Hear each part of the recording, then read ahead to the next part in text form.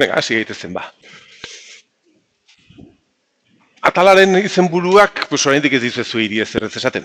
Hemen PN juntura jartzen du. Baina honek esan nahi du bi harrikoskor, pixkat ezberdinak, P eta N, bi harrikoskor, harriak, siziokin eginda harrikoskor, elkartuz lortu behar dugu atzoko funtzionalitatea. Ikusi genuen diodoa, hemen jarriko dut. Gure simboloa eta irizpideak, VD, eta ID positiboak pasatzen uzten ditu. Honen erantzun osoa grafikoki eredua kontuan hartuta, horrela hurbildu genuen, hau ez dagoaz kopiatu beharrek, tensio bajuekin hemen gidatzea lortzen dugu, intensitate positiboentzat, gero moztu daiteke, eta zener diodo batzuk onartu dezakete korrontean muturretik, tensio altu bat inbertsoan jartzen baldin badiogun, horrela sen negatiboa. Hor ikusi dezagun, hau nola lortu dezakegun, materialekin. Harrikoskorra, izenburuaren, atalaren lehendabiziko izena, silizio kristalinoa, edota harri perfektua. Silizio kristalinoa. Jaitsi gaitezen materialeta, jaitsi gaitezen atomota, eta ikusi dezagun zer egin dezakegun. Eskat, silizioekin hasi aurretik, berezia delako, jarri behar dut hemen kobrearen atomo bat. Kobrearen atomo bat. Kobrearen atomak ditu 29 protoi eta elektroi uste dut. Horixe da, 29. Hemen nukleoan, 29. Horietatik 28 dabitate geruzaz berdinetan, 28 elektroi hemen antolatuta geruzaz berdinetan, eta azkenekoa, bera bakar-bakarrik, azkeneko geruzan.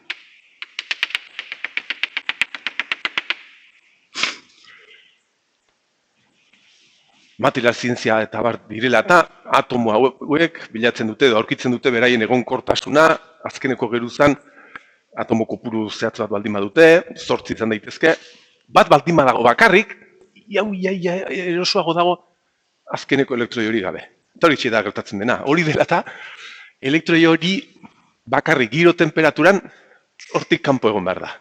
Hortik kanpo egon behar da giro temperaturan. Erosoago dago hori kobre atomoa, elektroi hori gabe. Horrek esan nahi du, gure materialan, karga negatibo hori libre daukagula mugitzeko, eta libre denez, pues oso metal edo eroale konduktore ona da, kobrea, horri esker. Posible delako elektroi hori hortik ateratzea erraz, eta gidatzea. Kobre, edozein zati batean, atomo guztia daukate beraien elektroia askatuta. Horren energia gutxi behar dute. Goazen hori ikustea zer nodaan silizioa. Silizioak honek ditu 14 protoi eta elektroi. Nukleoan 14 protoi, horietatik bi lehendabiziko geruzan, bi elektroi, nola jarriko ditut, bi elektroi hementxe lehendabizikoan, urrengoan 8 daukate, bai, 8 elektroi,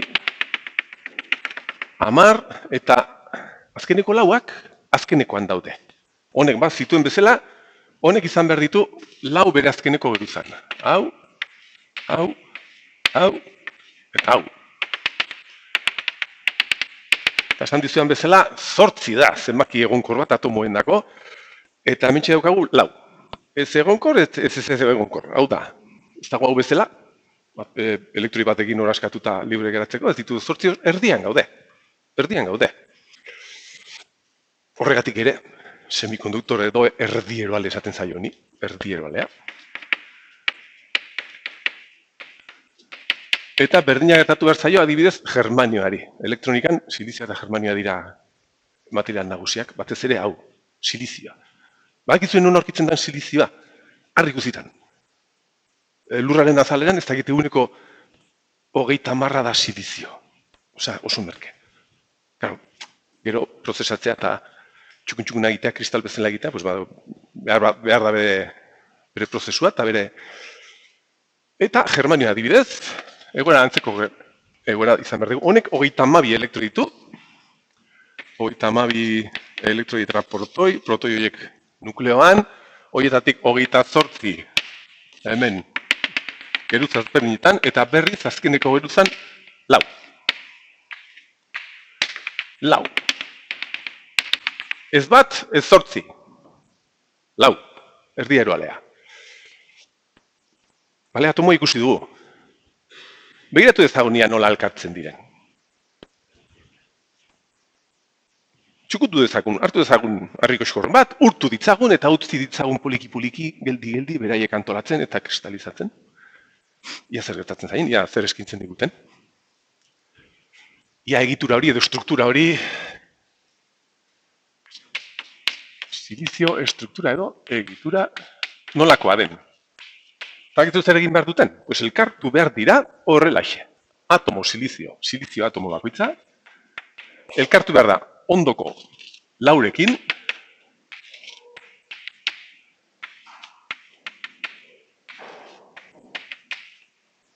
honek ditu bere azkeneko 4 elektroiek horrela irudikatuko ditut, eta elkartu behar da beste 4rekin, esateko, nahiz eta konpartitu, esateko jode nire azkeneko geruztan baditut nire 4 elektroiak eta ondokoekin 8, egoera egonkor batera hilegatzeko bakoitza, hori bai dena konpartituta, haunekin, haunekin, haunekin, haunekin. Eta bakoitza, pues ondokoekin.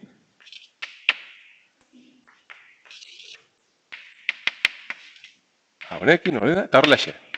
Horrelaxe antolatzen da, silizio kristal batean. Hauxek elektroiak izango ziren, gutxe bera, hauxik da egoera. Hauxe.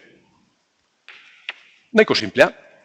Hau simplifikatuta dago, hau bidimensioetan dago, benetan, 4 konexioiek tetraedro bezala konektatzen dira, eta 3 dimensioko figura bat da, eta holaxeko kristal bat sortzen da. Ze ezaugarri ditu honek? Jodi, elektroi guzti horiek hor daude lotuta, atomo guzti horiek oso gustura daude hor elkartuta, pues hau oso material soso bat da. Honek ez du balio zertarako, zeren ardiak jartzen digu elektrizitatea eta ez du giretzen iztiziri. Hausi daiteke. Honek, horla, oso material sosua. Aztertu dezagun pixkatxo bat gehiago, ja, sakondu dezagun hemen gauzak, eta ikusi dezagun ia zerbait egin dezakegun. Ja, begiretzen badego, hau aztertu behar dugu berriz giro temperaturan. Hau giro temperaturan dagoenean, elektroi guzti horiek kanpoan daude. Hemen, giro temperaturan, temperatura normalan, erreal batean, elektroi guzti horiek oso gustura daude. Baina, ez dakit, badakizuen edo, partikula kuantiko horietan gauzak ez dira, bai ala ez, probabilitateak daude. Eta gauza da, temperaturanen ondorioz, aldien behin, ez guztiak hemen bezala, baizik eta aldien behin, oitako elektroi bat atera behar da lotura baitatik eta atera egin behar da. Adibidez, demagun, hau tak, ateratzen dela. Beraz, lotura honetan, elektroi hori ateratzen dela, utzi behar du horre elektroi falta bat, lotura honek bi behar ditu. Beraz, elektroi falta hori, zuelotxo bat bezala, utsunetxo bat bezala irudikatu behar dugu, temperaturaren ondorioz atera delako. Eta atera zaigu hori, igual atera zaigu hau, eta atera behar zaigu, adibidez, beste hau. Beste hau, temperaturaren ondorioz. Bale, zenbatu ditzagun. Gezurra dirudi, hau zenbatzea posible dela, Ez dakit hau nola egiten den, baina material zientziatan posible izan behar da zenbatzea, zenbat elektroi daude aske hor, temperaturaren ondorioz. Eta, bueno, konzentrazio horri zenbat jarri behar diogu, zenbat elektroi daude horre askatuta? N, esan behar diogu, N. Zakit zenbat elektroi, volumen unitate bakoitzeko, zentimetro kubiko bakoitzeko, N. Eta zulutxoak ere badaude, utsunak ere hor daude, eta elektroi bakoitzeko utsune bat. Bale, utsune konzentrazio hori, edo kopuru hori, ere izen bat jarri behar diot, P. Bagabiltza P eta N horiek. Orden, konzentrazio hori berdina izan, berda? Elektroiena eta zulutxoena berdina da. Eta hori, material honen ezaugarri, oinarrizko ezaugarri bat denez, izen bakar bat jarri behar diot. Konzentrazio intrinseka. Konzentrazio intrinsekoa edo. Hau da, temperaturaren ondorioz hori daukaguleko. Hori zin dugu ez saiestu ez errez. Konzentrazio intrinsekoa, eta hori, esan bezala, posiblea neurtzea. Izugarri. Eta formula bat gainera ere empirikoki atera dezakegu. Orduen, formula hori hau da. Elektroi kopurua, edo zulotxo kopurua. Silizioan, dago, argi dago temperaturaren menpe dagola. Beroago baldin badago, gehiago ateratzen dira. Bakizu, temperatura partikulen vibrazioa direla. Temperatura gehiago, vibrazio gehiago ateratzen dira. Mendekotasun hori, berdurarena, Hau zaukaz ikasi berri, lasai formula guzti hau ez. Eta gainera, horre kontuan hartu behar dugu ere bai, elektroi hori ateratzerakoan atomotatik behar duen energia, banda batetik bestera pasatzeko energia, eta hori dauka mendekotasun hau. Esponentziala. Energia hori, liberatzeko. Zati, berriz, temperatura, bider, temperatura termikoa. Temperatura termikoa, 26 milivoltio, dela horrentxe jarriko dut. Bider konstante bat, ez dagoela temperaturaren menpe. Formula empiriko bat, Ez daukatzuk ezi behar lasai. Ikusteko bakarri temperaturaren menpe dagoela.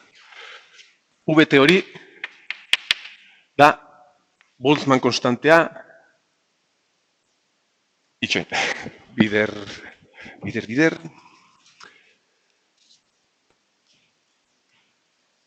Eta, teate. Ez, barkatu, ez hemen ez dago. Hau da, Boltzmann konstantea hemen txedago. Naztu ditut formulak. Boltzmann konstantea hemen, ez da VT, barkatu. Boltzmann konstantea, temperatura hemen azpian, banda horren energia, temperaturaren berriru, eta hau neurtuta dago, eta gainera konfirmatuta dago empirikoki. Adibidez, nik esaten dizuet, 300 grado kelvinetan, dala 26 grado, bakizu zenbat elektroi daude aske, 10 bera 10. Benei, gutxi gora bera, 10 berra 10 zentimetro kubiko bakoitzan. Gautza da, zenbaki handia dirudi, baina handia da, txikia da. Bueno, zentimetro kubiko bakoitzan, elektroi horiek daude aske. Begiratuko dugu, zenbat atomo dauden zentimetro kubiko bakoitzan, konparatzeko. Ja, hartu dezagun, kobre edo silizio zentimetro kubiko bat, holaxe. Eta hemen barakitzen zenbat dauden. 5 bider 10 ger 22 atomo. Atomo zentimetro kubiko bakoitzeko. Orduen, a ber, milioi bat 6, 12 bilioi bat. Mila bilioi, oza, bilioi bat, da, hau ez? Bilioi bat. Edo gehiago. Bila, eta tomo, zentimetro kubiko bakoitzean.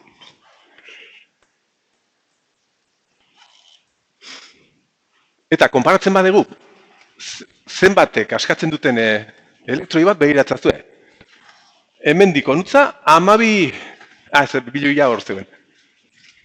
12-0. 12-0 hori bai dela bilioi bat, markatu, bilioi bat. 12-0 da bilioi bat.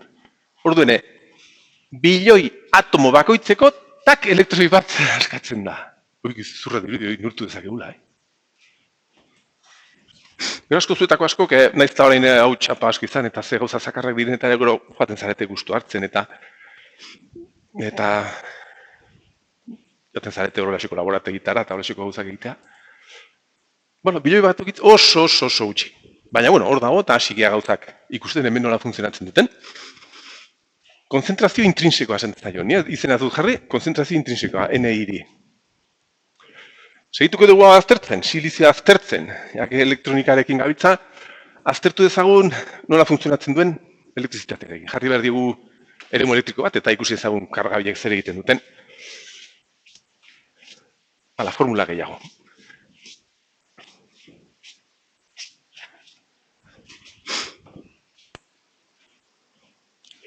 Egitura. Korronteak aztertu ditzagun korrontea nola den hor barruan horren karga libre gutxirekin, eremu elektriko baten arabera. Orden, jarri dezagun, honi, elektrodo pare batekin hemen. Eta ben, eremu elektriko bat, eta ia zer egiten duten karga hauek.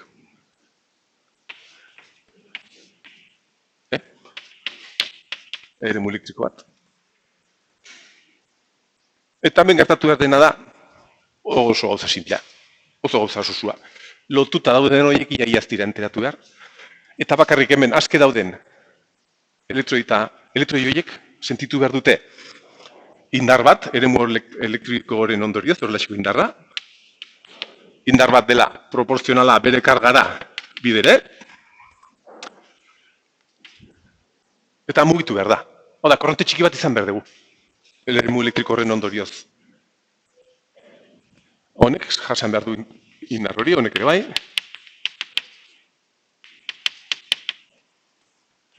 Eta beste zertxo bait. Begira, zulotxoa da. Zulotxoa elektroi falta bat da. Baina, zulotxo hau hemen dagoela, eremu elektriko honen ondorioz badakizu zer gertatu behar zaion. Hau, erakarrita sentitu behar da elektroi hau onutzatortzeko. Zeren elektroi falta bat da, eta honen ondorioz elektroi hau onutza joan behar da. Berdina, gertatu daiteke honekin onutzatortzea. Berdina honekin onutza. Eta hori da gertatzen dena. Zulotxoen inguruan, eta eremu elektriko honen ondorioz joan behar da, elektroiekin betetzen, eta badirudi zuloa mugitu egiten dela. Eta guretzako, gainetik ikusita, dago funtzionatzen partikulatxo hori karga positiboak bezala. Eta horrela hartuko dugu mendik aurrera. Zulotxoak ere karga positiboak bezala. Kasu honetan, hauek jasan behar duten indar bat, bestaldera, eremu elektriko hori bezala, eta karga da elektroiarena berriz bidere. Beraz, bi karga mota horiek daude eta korronte bat daukagu hemen.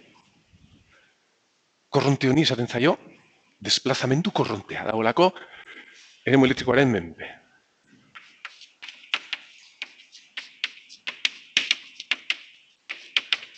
Mendu korrontea. Eta hori, neurtu dezagun eta empirikoki hartu dezagun bere formulatxoa. Eta neurtu dezagun korrontea, korronte densitatea bezala. Ez egoteko formaren menpe, korronte densitatea, amper zati zabalera, azalera. Eta adibidez, egoera honetan, korrontea elektroieiri esker, ditu behar diogu, holaxe, korronte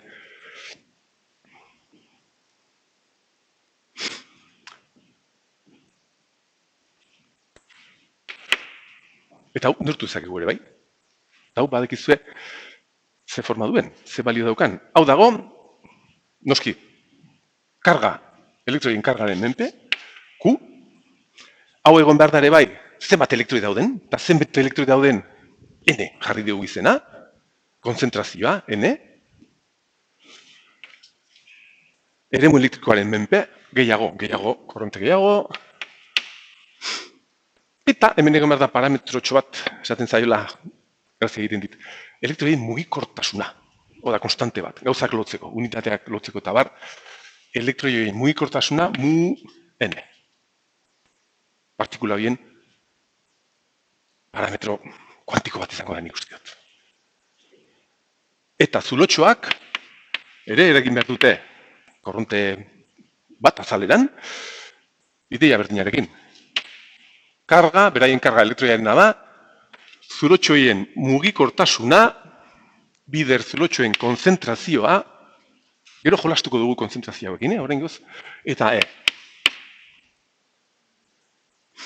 hemen ziurrenik karga hau negatiboa denez, hemen minusen bat jarri beharko dugula, baina ideia hau izango zen. Eremu elektriko baten ondorioz, silizioan, horrelaxo korronte mota izan behar dugu. Dagoela, pues, karga kopuru horien menpe, eta beste gauza horien menpe ere bai.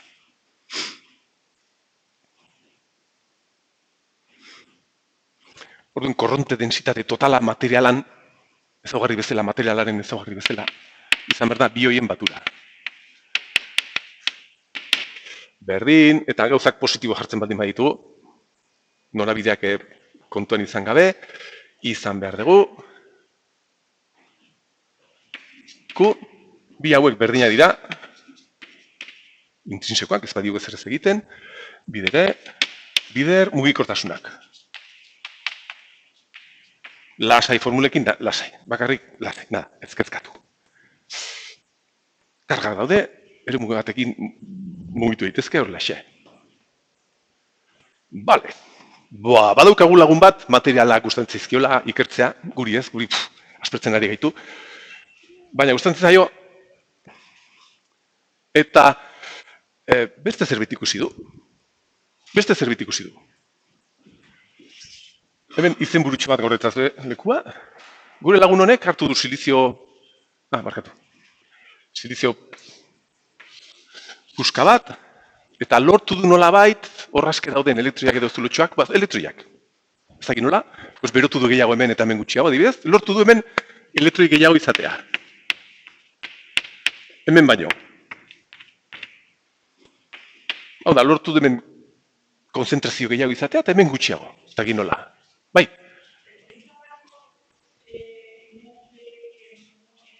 Bai, denak positibo jarri ditut norabidei kasurik egin gabe. Bai, horra dituzue.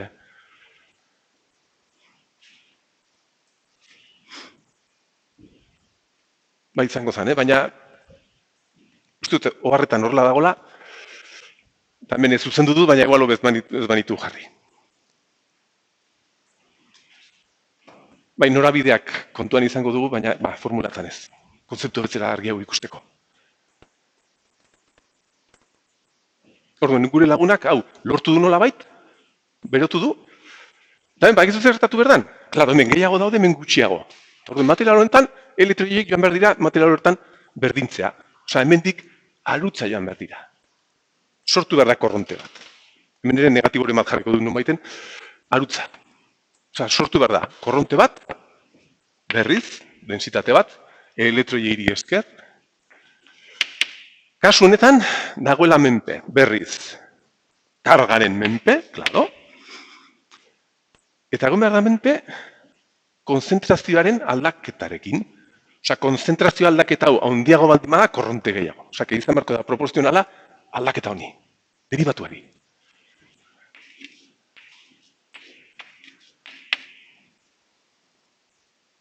Eta gauza gehiago ez dago de. Orain, gelditzen den gauza bakarra, hemen mugikortasuna genuen bezala, hemen partikula honek daukan beste parametro bat, hemen formula honetan sartzeko da, difusio parametroa elektroiena. Eta hau bera, lortzen badu gure laguntxoak zulotxoekin, karga positiboekin, lortu dezakegu izatea horrelaxeko korronte bat, konzentrazio aldaketari esker. Konzentrazio aldaketari esker. Q, bider zulotxoen densitate difusio parametro hau, bider bere konzentrazioen aldaketa.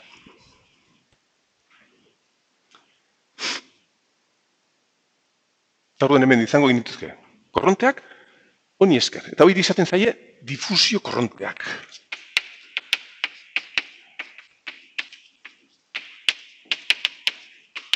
Eta hori indik ez gabitza egiten ezerez. Harri ikosikorra aztertzen, eta ikusten dugu duela balio ez zertarako. Hemen, bale, ikusi dugu, korrontetxo bat sortzen dela, atera dugu formula, baina honek ez du balio zertako. Hau ere lortu dugu, baina honek ez du balio zertarako. Oso karga utzi de hor barruan zerbait gertatzeko.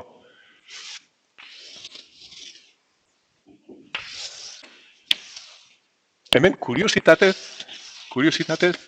hemen intuitiboki ikusi dezakezue elektroiak azkarrago edo hobeto errazago mugitu behar direla zulotxoak, baino ez? Zen zulotxoak elektroien menpe daude. Eta hori ere, partikula honetan, osea, parametro honetan, ikusi daiteke. Elektroien mugikortasuna da 3 aldiz zulotxoena. Kuriositatez, bakarrik.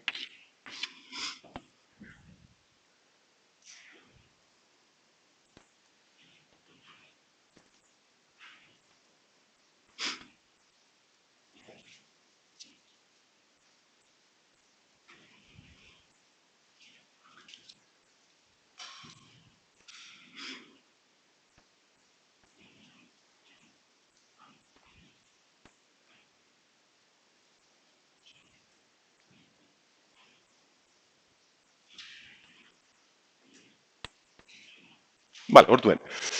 Neurtu ditugu korronteak eremu elektriko baten menpe. Horlaxe. Egoera arraroago da, zeren gure lagunak berotu beharko ditu. Egoera egon korrena edo normalena hausi izan behar da. Bakoitza neurtzen korronte densitatea, eremu baten elektriko menpe. Jode, pues jarri ditzagun gauzatxo horiek, ja, guk ulertzen ditugun parametro bezala. Zergatik ez duzu guk kalkulatzen intensitatea eta eremua daukagunez, material honen erresistibitatea. Erresistibitatea, ohmiometro neurtzen dela, da, eremu elektrikoa eta horrek eragiten duen korronte densitatea. Unitate hauekin, zati korronte densitatea, bagabitza, eremu elektrikoak jartzen, neurtu ditugu korronteak, hemen ditugu, eta ordene erabilitzagu formulatxo horiek hau ateratzeko.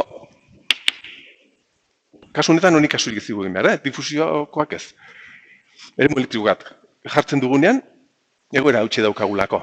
Orduen, jotaren adierazpena daukagunez, daukagu goian, jota jartzen baldin badugu azpean, erresistibitatea, materialen erresistibitatea, ja zerbait guk erabili dezakeguna gauzak egiteko. Ailegatu gea, elektroietatik, lortu dugu parametroiekin, jode, erresistibitatea ateratzea, guk erabili dezakeguna, eta hau da bat zati, hau egabe. Q bider, konzentrazioa, bider mugikortasunak. Lasai. Gauza da, badaukagula, erresistibitatea, eta dago menpe, konzentrazioaren menpe. Hauek, partikula horien parametroak, kure bai. Baina eske horren gutxi ditugu. Horren gutxi ditugu. Eta hemen, sartzen baldin badugu, giro temperaturan daukagun konzentrazio hau, erresistibitate hau, kristalaren, osea, harri koskorroien erresistibitatea ateratzen da 10 berzazpi inguru. Ateratzen da. Zer egin dezakegu honekin? Ez ere. Olako rolloa ezertarako.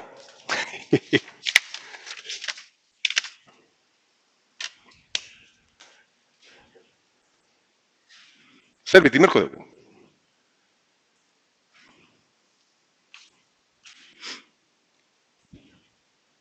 Korronteak.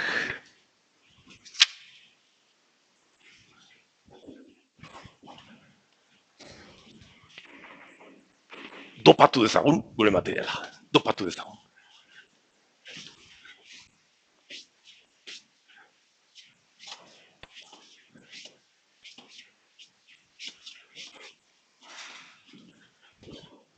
Ia, bat, bi, dopina.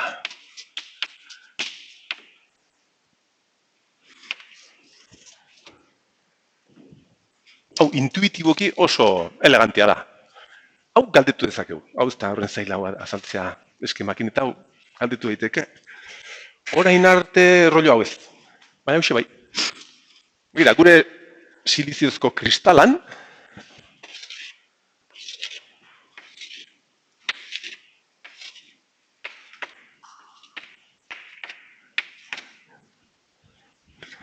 urtu behar dut harria, urtu behar dut silizioa, bertan sartu behar ditut beste material batzuk, adibidez fosforo. Zergatik. Fosforok dauka bere azkeneko geruzan 5 elektroi. Sartu behar ditut, nahastu behar dut, eta hori nik egin dezakedanez kontrolatu dezaket superondo. Ez dakit zenbat gramo silizio, ez dakit zenbat fosforo, eta konzentrazio hori oso ondo kontrolatu dezaket. Eta hau gertatu behar da kristalan. Gio begiratzen badut, nire lagunarekin, egin behar zait siliziozko kristal bat, eta fosforo horiek sartu behar dira siliziozko atomo leku horietan. Eta konexioak, horrela izan behar ditugu, ondoko 4 silizioekin, kristala izan behar dugu, baina honi geratzen zaio 5. geratu behar da lotura gabe. Hementxe lotura gabe, eta gertatu behar zaio kobrearen atomo elektroiari gertatzen zitzaiona. Erosoago daudela bananduta. azkeneko, bosgarren elektroi hori, bakarrik giro temperaturan, egon behar da, aske. Aske. Eta ez utzi behar zulotxorik, honek, zeren hau ez dago lotura batean. Elektroi hori dago, aske. Fosforo atomo bakoitzeko sartzen ari gara, elektroi bat aske.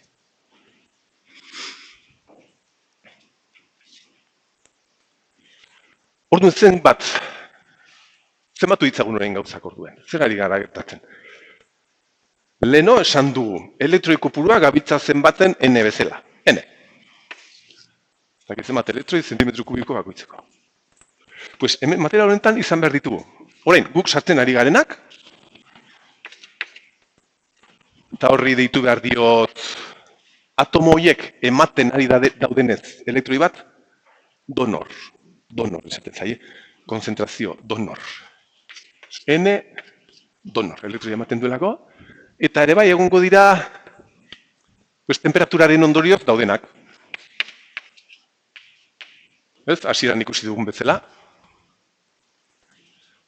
Gauza da,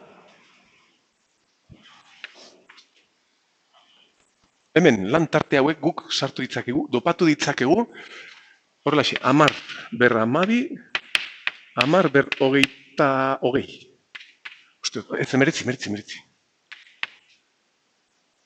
10/12tik 10/12ra zentimetro kubiko bakoitzeko dopatu dezakegu. Erraz, kontrolatuta gusatzen dugune fosfora, hor naztuta eta kristalizatzen dugunean.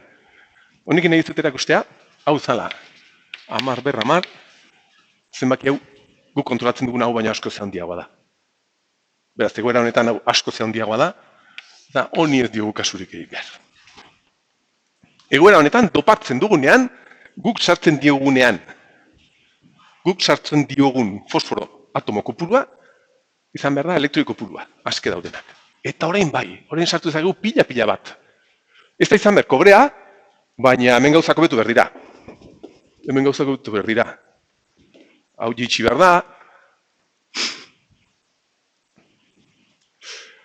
Bale, jarraitu ezagun, zer gertatzen da hemen zulotxoekin. Beira, zulotxoak temperaturaren ondorioz ditugu bakarrik, oso gutxi. NI izango genituzke. Baina horren beste elektroi gabitza sartzen, horietako asko ere bai, elektroia bete behar dituzte. Orduen, zulotxoak ia zero daudela esan dezakegu, oso gutxi.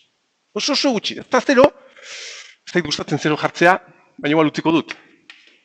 Hemen ere badagolako formula bat zenbatzeko, eta badaude hor transistoretan momentu batzutan zerbait egiten dutela. Eta zenbaki hori horrelaxekoa da.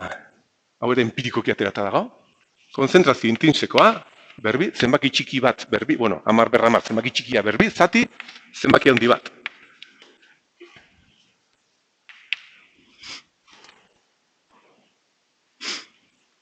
Izan behar dela, NI baino txikiagoa.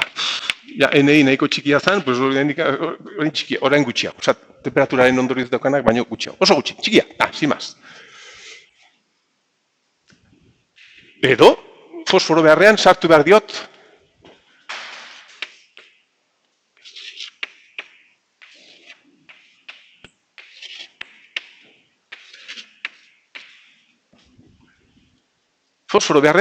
boro. Eta utzi behar du kristalizatzen, boro. Eta borok, lau elektroi beharrean ditu, 3. Orduen, kristalizatzerakoan, elektroi bat honekin elkartu behar da, beste bat honekin, eta gero honekin, geratu behar zaio elektroi falta bat, zulotxo bat.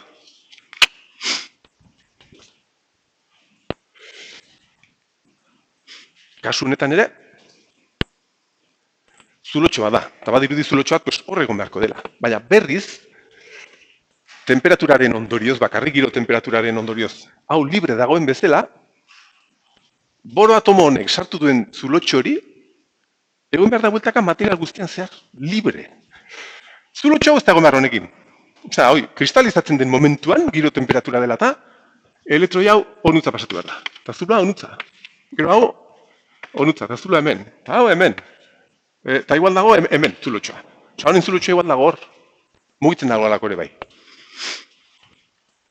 Hau da, zulotxo hori daude funtzionatzen karga positiboak bezala mugitzen libre gure material horretan, gure harrian. zenbatu ditzagun berriz. Kasu honetan, zulotxoa gabiltza sartzen. B, ez dakit zenbat, zentimetro kubiko bakoitzeko. Egon behar direla, gu sartutakoak, oso ondo kontrolatutakoak, akzeptor, zulotxoa denez eta elektroia azetatzen duelako, onartzen duelako, akzeptor, gehi temperaturarekin sortzen direnak, oso zenbaki txikia dela, eta elektroiak, egoera honetan, oso gutxi, ia zero. Hemen ere, gutxi gora bera, zenbaki txiki hau, zenbaki handi hau.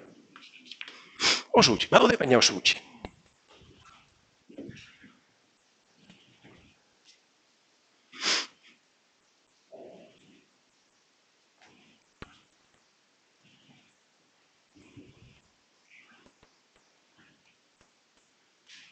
Orduen, dopatu dezakegu. Jarri ditugu karga gehiago. Ikusiko dugu gure ezaugarri hauetan zer gertatu den. Hemen, material hortantik gugan akarri dugun ezaugarri bakarra hau izan da, resistibitatea. Aritu gea, densitate hauek neurtzen, baina, hoxe da, guk erabili dezakegun parametroa, ikusi dezagun, hemen, itxuen, izenak. Honi, N motatako dopina.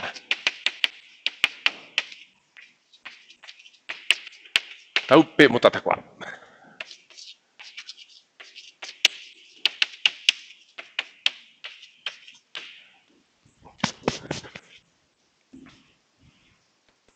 Guetatu gehitzen zen untza. Guazen ikustea, orain honen ezaugarri elektrikoa, jarri ezagun eremu elektriko bat, elektroelektriko bat, eta neurtu ezagun densitatea eta resistibitatea. Kasu honetan. Resistibitatea zala batzati. Q, bider zulotxorik ez daude. Hauen mugikortasuna ez dut jarri behar.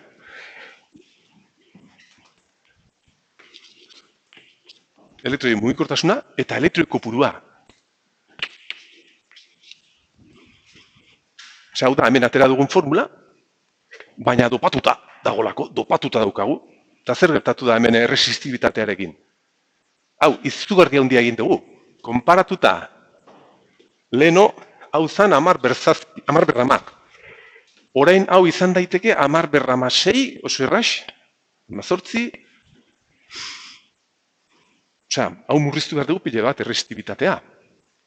Eta gertatu behar dena da horixe. 10/7 hortatik, resistibitatea, 10/7 hortatik, dopatzen badegu bakarrik erdiko maila batekin, ND 10/6, baldin bada, 10/6 elektroi zentimetro kubiko bakoitzeko, resistibitatea iristen da batera. Zati 1.000 egiten diogu. Honi esker. Orduen, hasten da gure materiala hobeto gidatzen, korrontea. Bale, harria da, merkea da, pila badago, eta gidatzen du. Berdina gertatuko zen honekin. Honen resistibitatea da berdina, baina NA. Bat zati Q, NA, eta zulotxoen mugikortasuna. Bai, besterik ez.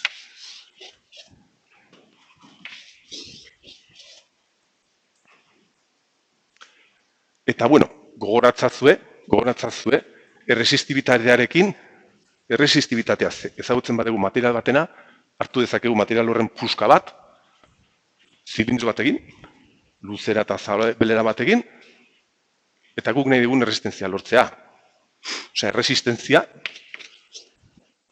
honena, izango zen erresistibitate hau, bider, luzera, zati, azalera. Hoi, ezaki formula hau suposatzen dut ikusi dituzula, zirkuitotan, non baiten. Urduan ja, ilegatu, guk kontrolatu itzakegun gauzetara, parametrotara, elektroietatik. Eta berdina. P, dopatutako material baten erresistentzia da, erresistibitate hau, bider, luzera, zati, azalera.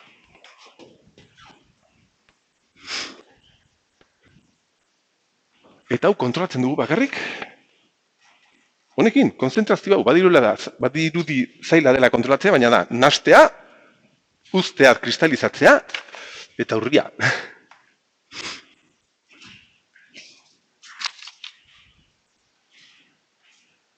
Horrein goztez dugu zer, egin badaukagu zerbait, gidatzen duela, bueno, ez da kobre bezala, oso fragila da, apurtzen da, zer egin dezakegu honekin. Bagoazen.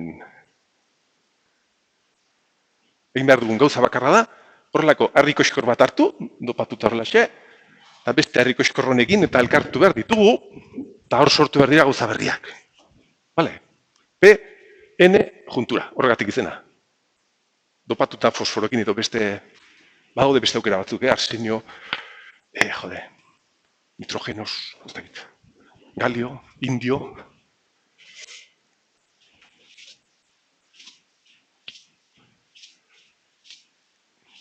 Pues orain, magia. Elkartu ditzagun. Magia ez, txapa.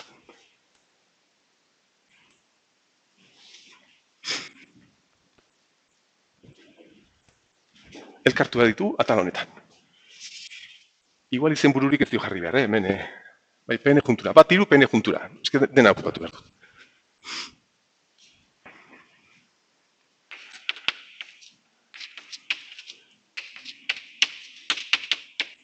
Juntura.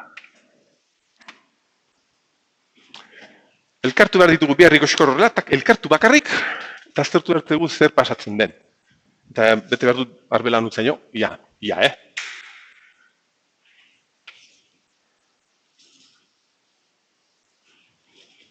Hartu behar dut. Fosforokin dopatutako harriko eskor bat, motatako bat. Eta elkartu behar dut, borokin dopatutako batekin. Hene? Eta elkartu behar ditut. Bakoitza marrazteko, hemen ez ditut marraztu behar siliziozko atomo guztiak. Bakarri marraztu behar ditut fosforokoak. Hau. Hoi da fosforoko atomo bat.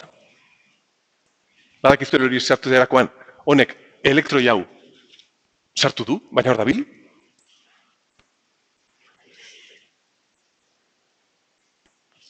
Bakarri fosforokoak. Siliziokoak egongo ziren pila bat ere bai. Lau bider iru amabi, eta bakoitzak elektroi bana. Amabi elektroi hemen bueltakan. Bi, iru, lau, bo, 6, 7, 8, 9, 10, amaika, amabi. Siliziozkoaz, bakarrik fosforokoak, eta beraien elektroiekin. Igual, honek sartu dena da elektroi hau, honek sartu dena da hau, hor da bitzate. Eta berdina, boro atomoiekin. Marraztu behar ditut bakarrik boroko atomoak.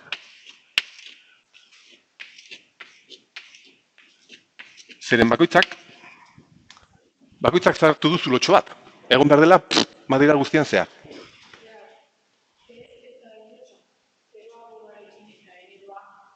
Alderantziz egin dutez. Bai, alderantziz egin ditut. Hau da, zulotxoak. Eskerrik asko. Eskerrik asko, bai. Hemen boro, barkatu. Eta horrela mantenduko dute, ez dut aldatuko. Hora ditut marrazki guztiak, eskerrik asko. Orden, zulotxoak izango ziren guzti hauek. 12 zulotxo. Eskerrik asko, Bat, bi, iru, lau, 5, 6, 7, 8. Amaika, amabi. Eta hemen elektroia, bai. Bat, bi, iru, 7, 8, 9, amaika, amabi. Vale. Horrelako da zuzen duen mesez. Akatsa handiago egin aurretik. Venga, gure lagunak erekin gabitza eta gustatzen zaizkio nile grafikak eta egitea. Ordene, grafikoki hasi berria gauzak hemen jartzen. Elkartu ditugu bakarrik. Elkartu ditugu.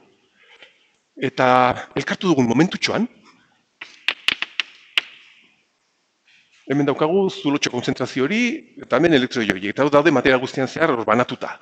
Hori irudikatu behar dut, ardatz bakar batean, hemen isan, eta irudikatu behar dut, konzentrazioa. Izan daitekela NOP. Orduan, elkartzerakoan, Elektroi guzti horiek daude, banatuta material guztien zehar, horrelaxe. N, volumen guztian zehar, gutxi gora bera, modu batera. Homogeneo. Eta hemen zulotxoak berdina. Zulotxoen konzentrazioa, horrelaxe. Hemen gaitxiko zen. Hemen izan dezakegu hau altuago, hau bajuagoa, baina, suposatu dezagun biak balio berdina daukatela. Eta hori da, elkartzerakoan. Eta hemen hasten da festa. Eta hau, oraintxe, hemen, marraztu behar dudana, hau bai argi izan beharko duzuela, hau seguro galdetzen egula nun baiten. Oraintxe gertatu behar dena, hemen. Eta da, hauxe, begira, hauek elkartu ditugu.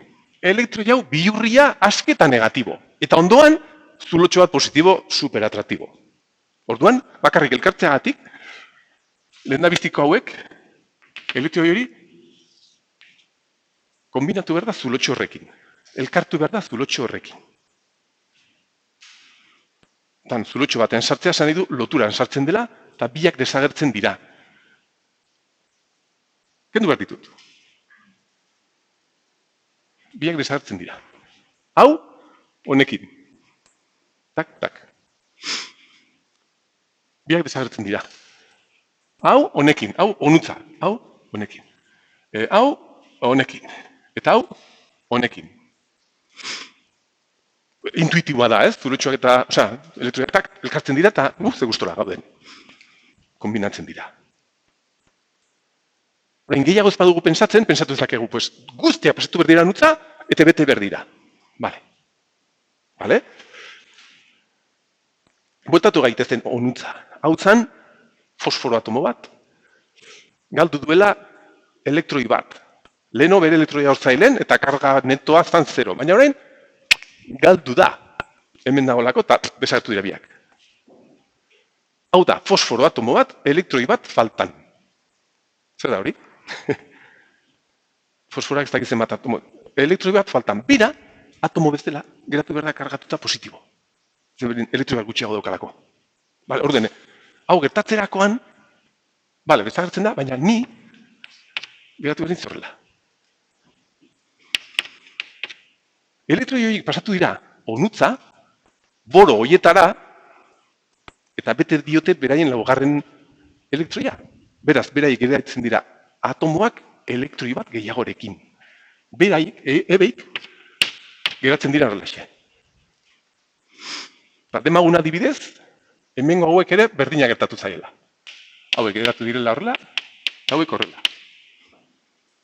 Fiesta, ez? Fiesta, hasi da la fiesta, eta elkartu dira, baina elkarterakoan, iepa. Puede seguir la fiesta? Orain, joder, hemen, eta hauek elkartu daitezke, bai? Teorikoki seguro baitz. Irrutixo daude, baina oraindik bai. Baina, aurrekoak elkartu direlako sortu dira karga hauek horrelaxe, N honetan positiboa hauek, P hauetan negatibo hauek, eta hemen sortzen da eremu elektriko hau.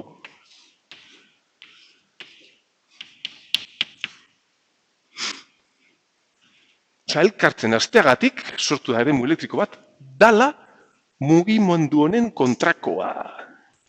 Elektroi honek ja ikusten du eremu elektriko hau, eta ja, barrerat bat da honentzat. Eta orden oreka batera ilegatzen da. Lehendabizikoak elkartzen dira, sortzen dute hau, esi bat, eta oreka ontara ilegatzen dira. Fiesta, bea, justa. Ja gero nola kontatzen duten, galdetzen badegu. Ioiak, hauek ioiak dira, kargaldi bereak pasatzen dira, eta oreka batera ilegatzen dira. Orduan, hasieran horra genuen konzentrazioa, goazen ikustea zer gertatu den elkartzerakoan. Marraztu behar dut orain. Grafika hau, konzentrazio grafika hau. Eta gertatu dena da, hoxe. Zulotxo batzuk pasatu dira bestaldera edo elektroiak edo desagertu dira, ordene zulotxoen konzentrazioa geratzen da horrelaxe. Jaitsi dira, zulotxo gutxi daude hemen, ikusten duzunez. Hau, P. Eta elektroien konzentrazioa antzeko zerbait gertatu zaio. Hemen gutxiago daude. Eta hauxe, elkartu direlako beraien artean.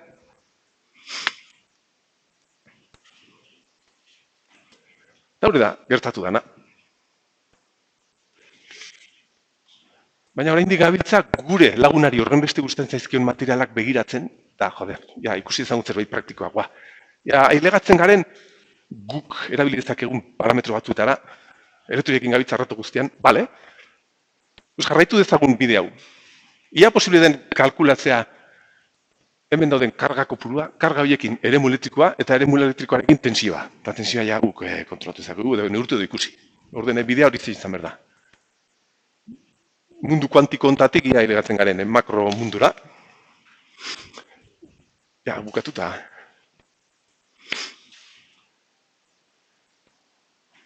Marraztu dezagun orain karga kopurua hemen, ardatz honetan.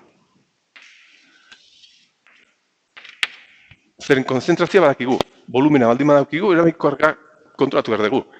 Ia. Begiratazue.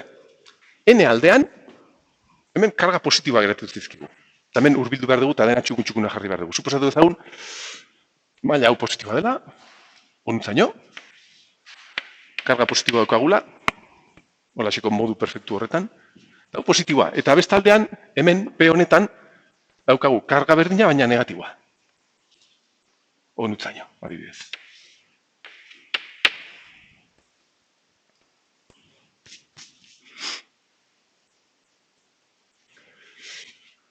Eta dimensio hauek, honi esan dezakegu XP, XN, hor gabitza gure lagunakin neurtzen bikusten, zabalera duen honek, orain diztakigu, hor daude zabalera horiek, karga kopurua jo bar, densitatearen arabera, osea, konzentrazioaren arabera, badakigu zen badagoen volumen unitate bakoitzeko, hau simplifikatzen baldin badugu dimensio batera, unitate hau ere jarri dezakegu hau, karga bider ND. Zeren hori bider volumena izango zen daukagun karga. Osa, konzentrazioarekin ere atera dezakegu daukagun karga. Simplifikatu dugu dimensio batera, hemen daukagun karga izango zela, are hau bidera izango zen. Hemen berdina, hemen daukagu negatiboa, elektrikaren karga bider N azpia. Osa, konzentrazioari esker guk kontrolatu dugula, eta badakigunez elektrikaren karga zabar, oraindik gutxi gora bera badakigu ze forma duen. Hombre, hau ez dakigu zen baden, zenbat zabaldu den, eta bar.